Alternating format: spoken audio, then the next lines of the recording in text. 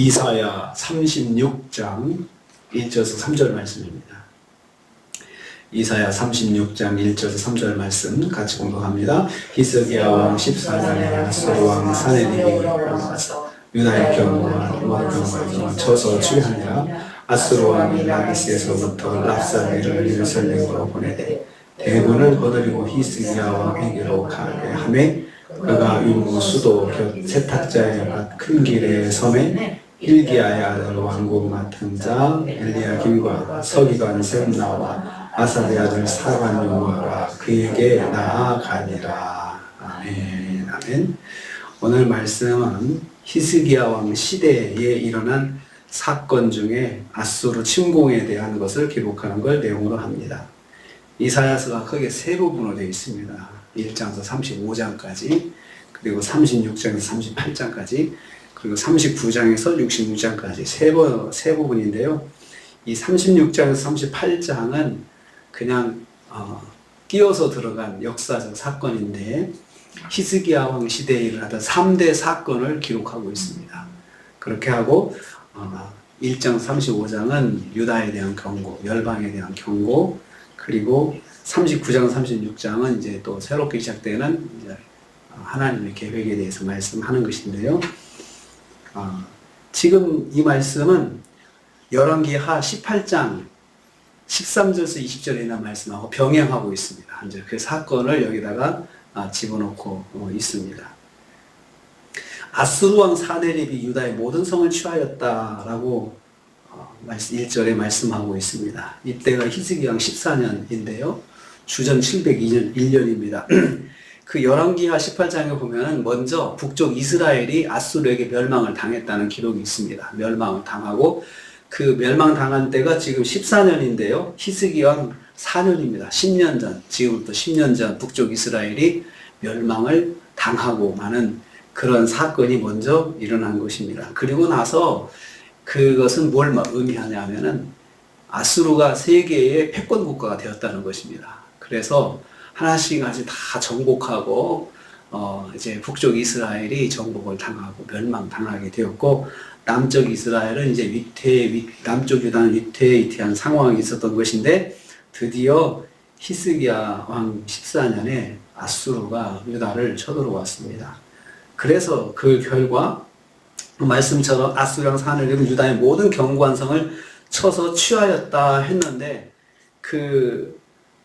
기록에 의하면 이때 유다의 46개 성읍이 다 정복을 당했습니다. 그리고 20만 명의 유다 백성이 포로로 끌려갔다고 사네립의 비문에 그렇게 기록되어 있다고 합니다. 히스기야 왕은 이때 엄청난 배상금으로 왕궁의 보물과 심지어 성전의 금까지 벗겨가지고 지불을 했다고 열왕기하 18장 14, 15절에 기록하고 있습니다. 그래서 그때 배상금이 은 300달란트, 금 300달란트, 30달란트를 내놔라 하니까 꼼짝없이 내놓고 강화 조약을 맺습니다. 그래서 앞으로 계속해서 조공을 바치겠다고 약속을 하고 이제 아수르가 물러가게 된 것입니다. 아이러니한 것은 이때가 히스기야 왕이 하나님을 잘 섬기던 때였거든요. 섬기던 때. 그래서 열왕기하 말씀 보면은 이렇게 히스기야처럼 하나님을 잘 섬겼던 왕이 없었다. 그렇게 기록을 하는데도 불구하고 왜 유다가 이렇게 아수르에게 고통을 당했을까라는 생각을 해봅니다. 이것은 하나님을 배반하고 하나님의 말씀에 불순종한 유다에 대한 징계인데요.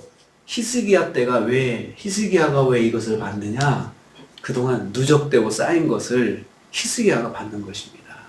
그러니까 하나님께서 경고하실 때 그것을 무시하고 듣지 않으면 이게 쌓여서 누군가가 그걸 짐을 짊어지게 되는데 그게 바로 히스기야입니다. 히스기야는 하나님 말씀을 잘 순종하고 섬기는 왕인데 왜 히스기야가 받습니까? 히스기야는 무슨 죄입니까?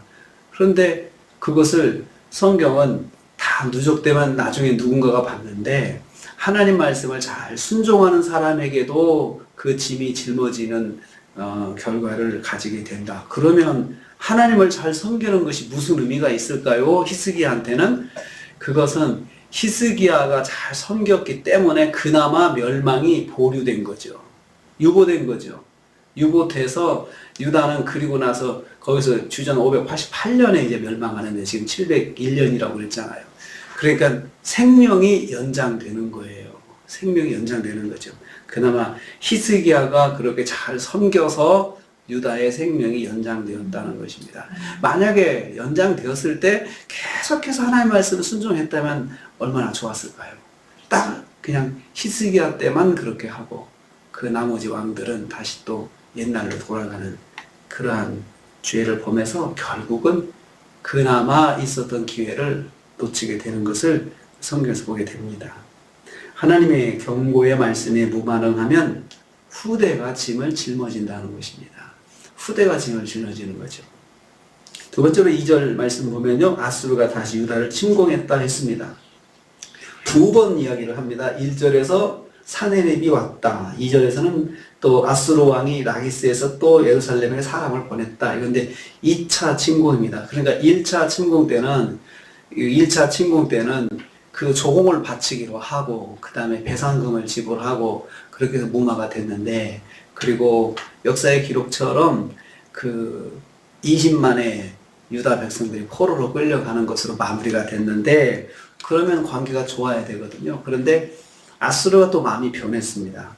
그 이유는 알 수 없다고 합니다. 왜 변했는지 알 수 없다고 하는데, 일단 상황이 아수르가 힘이 약해졌다라고 하니까 그 사람들이 아수르를 섬기는 것을 다 바꿔서 애굽으로 바꾸게 된 것입니다. 그러니까 아수르가 참지 못하죠. 애굽하고 강화 지역을 맺고 애굽을 섬기고 애굽하고 힘을 합치니까 아수르가 이제 위협을 느꼈다라고 역사적으로 그렇게 기록하고 있습니다. 그래서 다시 이제 쳐들어온 것입니다.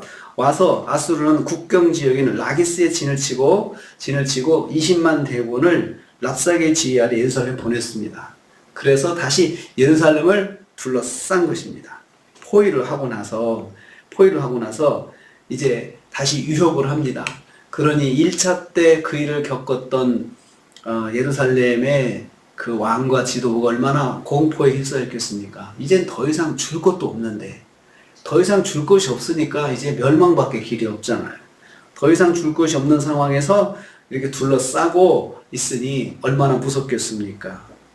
내줄 것이 없는 상태에서 히스기야 왕과 유다는 막막한 상황이 되었을 것입니다. 진퇴양난이죠. 대책도 없고 힘도 없고 그리고 망하는 것밖에 길이 없는데 머리를 싸매어도 길이 없습니다. 유다의 운명이 다시 바람막 등불같이 되었습니다. 하나님의 택한 백성이 감당할 수 없는 막막한 상황에 놓이게 되었다는 것입니다. 하나님께서 그렇게 하실 때가 있습니다. 우리가 믿음 생활을 잘 해도 우리에게 막막한 일이 일어날 때가 있다는 것입니다. 세 번째로 아수르의 랍사게와 유다 대표가 만났다고 성경이 기록합니다. 2절 후반부와 3절입니다. 양국 대표가 만난 곳은 윈못 수도 곁 세탁자의 밭길이다. 큰 길이다 라고 기록하고 있습니다. 거기서 만났다고 하는데 여기는 히스기야 왕이 예루살렘 외곽에 골짜기 흐르는 물을 예루살렘으로 끌어들이기 위해서 지하에 수도공사를 한 그 길목입니다. 그 길목에 그 길을 만남의 장소로 아수르 왕이 딱 결정을 하고 그리 나오라고 한 것이죠. 나오라고 한 것입니다. 이것은 예루살렘의 생명줄 같은 이 길을 아수르가 이미 파악하고 있다는 것을 상기시켜주기 위한 것입니다. 우리가 이 길을 다 알고 있어. 만약에 협상이 결렬되면 이 길을 틀어 막을 거야. 그러면 물줄기가 끊어지니 포위당하고 있는 상태에서 시간이 가면 이제 예루살렘 사람들은 물이 없어서 굶어 죽게 되는 것입니다. 목말라 죽게 되는 거죠. 수많은 사람들이 물이 없으면 금방 물이 동나지 않겠습니까? 그런 상황이 되고 말았습니다. 위협하는 거죠. 우리 말을 잘 들어야 돼. 듣지 않으면 이거 틀어막고 공격 시작할 거다라고 이제 암시하면서 협박하는 것입니다. 이스라엘 대표는 왕실 대표로서 엘리야kim, 영적 지도자는 서기관 셈나와 사관 요아가 나갔다고 했습니다. 유다는 최선을 다해서 아수를 설득하려고 노력하는 것을 볼 수 있습니다. 유다에서 가장 영향력 있는 사람, 왕 말고 영향력 있는 세 사람을 보내서 그 무게를 이제 주는 것이죠. 하지만 이미 20만 명의 대군으로 성을 포위하고 있는 상황에서 유다는 아무것도 요구할 수 없었을 것입니다. 아무것도 요구할 수 없어요. 이미 대세는 기울어졌기 때문에 그냥 일방적으로 아수르가 이야기하는 것만 듣고 오는 거죠. 알겠습니다. 해야지 끝이 나지 못 하겠는데요. 그러면 이제 당장에 전쟁이 나는 것입니다. 일방적인 모욕만 들었을 것입니다. 일방적으로 모욕만 욕하고 이제 내일부터 묵상할 부분에서는 이 기록이 전쟁보다는 수많은 말로 모욕당하는 것을 우리는 보게 될 것입니다. 하나님의 백성들이 하나님을 섬기면 하나님의 말씀대로 하나님께서 말씀하시고 경고하신 대로 징계를 받습니다. 그런데 하나님께서 징계를 늦추셔도 말을 듣지 않으면 나중에 누군가가 믿음 생활 잘해도 그 사람이 다 뒤집어 쓰게 돼 있는 거죠. 다 뒤집어 쓴다는 것을 알 수 있습니다. 그리고 뒤집어 쓰는 것은 또 무슨 의미가 있느냐. 그래도 하나님께서 징계를 하시지만 그 사람에게는 또 은혜를 베풀어서 그 사람이 하나님 잘 섬기고서 뒷사람이 또 혜택을 받게 하시는 거죠. 그래서 이것은 저는 묵상하면서 누군가 믿음 생활을 잘 하는 것은 누군가가 혜택을 받는다는 거죠. 식구들 중에서. 그런데 또 누군가가 하나님을 거스리고 하나님을 불순종하고 살면 누군가가 또 그걸 받게 된다는 것이에요. 누군가가. 그러니까 하나님께서는 죄를 한 번도 지나쳐 보신 적이 없어요. 반드시 심판하십니다. 반드시. 그래서 빨리 회개하고 경고가 올 때 빨리 회개하고 하나님 앞에 나가는 것이 그것만이 길이죠. 인생을 살면서 한 번도 누구도 그 실수하지 않는 사람은 없습니다. 실수할 때 경고가 있어요. 하나님께서 지적해 주세요. 교훈과 책망과 바르게 함과 의로 교육하기 유익하다. 성경 말씀 통해서 하나님 말씀 통해서 반드시 말씀해 주시거든요. 그러면 빨리 엎드려야 되는데 버티면 이제 그 버티는 걸로 인해서 나 말고 누군가가 그 버팀에 대한 짐을 짊어지게 된다는 것입니다. 그래서 나의 잘못은 내가 끊어야죠. 나의 잘못은 내가 끊어야 돼요. 내가 짊어져야 되고 하나님 앞에 철저하게 회개하고 하나님 제가 잘못했습니다.